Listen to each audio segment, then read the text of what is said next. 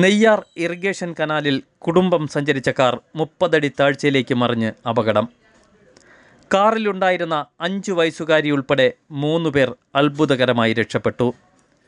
ഇന്നലെ രാത്രി 8 മണിയോടെയാണ് അപകടം നടന്നത്.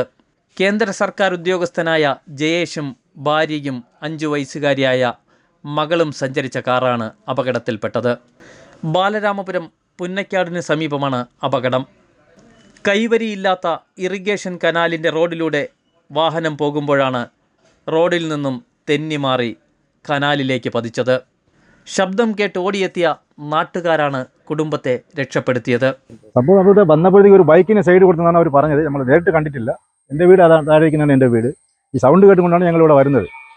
ഇവിടെ വന്ന് നോക്കുമ്പോഴത്തേക്ക് ആൾക്കാരൊക്കെ കൂടി എല്ലാവരും കൂടി വന്ന് ബാക്കിലത്തെ ഗ്ലാസ് പൊട്ടിച്ച് ഡോറ് തുറന്ന് കുഞ്ഞിനെയും രണ്ടുപേരെയും പുറത്തെടുത്തു. എൻ്റെ വീട്ടിൽ അവിടെ തന്നെയാണ് കൊണ്ട് ഇരുത്തിരുന്നത്. എന്നിട്ട് രാത്രി ഒരു ഓട്ടോ വിളിച്ച് ആശുപത്രിയിലേക്ക് പറഞ്ഞു വിട്ടു. അവരുടെ വീട് ഓലത്തന്നെയാണ്. ആ കുഞ്ഞിൻ്റെ വീട് ഇവിടെ റസൽപുരത്താണെന്ന് പറഞ്ഞു. 3 വണ്ടി വീഴുന്നിട്ടുണ്ട്. ഇത് 4ാമത്തെ വണ്ടിയാണ് ഇവിടെ വീഴുന്നത്.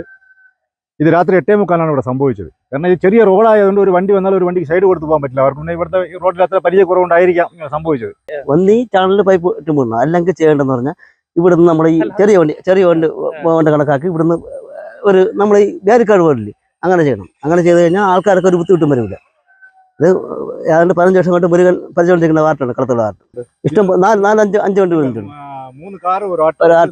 ഇത് അഞ്ചാമത്തെ വണ്ടിയാണ് വീഴുന്നത്. ഇത് സ്ഥിരം നടന്നുകൊണ്ടിരിക്കുകയാണ്. അപ്പം ഇത് നമുക്കൊന്നും പ്രതികരിക്കാൻ പറ്റാത്ത അവസ്ഥയാണ്. കാലത്തിലല്ലേ അവർക്ക് ചെയ്യാൻ പറ്റുള്ളൂ. അതൊരു കാരണമാണ്. ഒരു 6 മാസം മുമ്പ് ഒരു വണ്ടി വീഴ്ന്നിട്ടുണ്ട്. ഇത് തുടർന്ന് വീഴുന്നോണ്ടിരിക്കുകയാണ് വണ്ടികളൊക്കെ. ആരും വന്ന് നോക്കുന്നില്ല. സൈഡ് വാള കെട്ടാനും പറ്റും. താഴെ തന്നെ വരാൻ പറ്റുള്ളൂ. കാരണം അത് ലക്ഷങ്ങൾ ചെലവുണ്ട്. ഇത്രയും ദൂരം കെട്ടണമെന്നുണ്ടെങ്കിൽ സിമ്പിളായിട്ട് ഒന്നും ചെയ്യാൻ പറ്റില്ല. ഇത് സിമ്പിളായിട്ട് ചെയ്യാൻ പറ്റുന്ന സാഹചര്യമാണ് ഇവിടെ. 6 മാസം മുമ്പ് ഇതേ സ്ഥലത്ത് മറ്റൊരു കാറും മറിഞ്ഞിരുന്നു. അടിയന്തരമായി കനാലിന് കൈവരി നിർമ്മിക്കണമെന്ന ആവശ്യവും നാട്ടുകാരിൽ ശക്തമാകുന്നു.